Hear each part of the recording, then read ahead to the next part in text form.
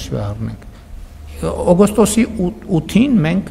Վաշինգտոնում պայմանավորվեցինք Միացյալ Նահանգների հետ, որովհետև ուզում եմ բոլորիս ուշադրությունը կրկին հրավիրել այն փաստի վրա, որ TRIP ուղի նախագծի իրականացումը Հայաստան-Միացյալ Նահանգներ երկկողմ օրակարգի հարց է։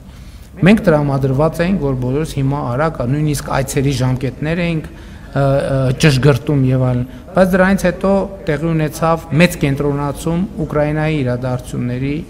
շուրջ, որտեղ նախագահ Տրամպը եւ նրա ադմինիստրացիան անմիջականորեն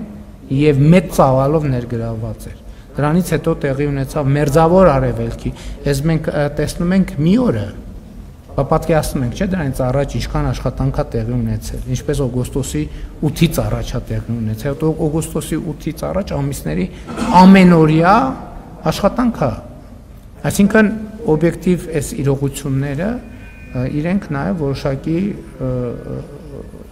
պայմաններ են ստեղծում եւ մենք այդ պայմաններում ենք աշխատում, որովհետեւ բոլոր դեպքերում, որտեղ նախագահ Տրամպը անձամբ ներգրավված է, իսկ TRIP ուղու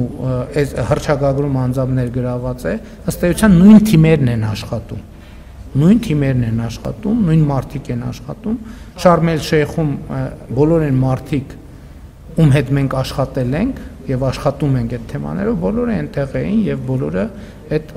իրենք անմիջական ներգրավված են այդ գործընթացների մեջ։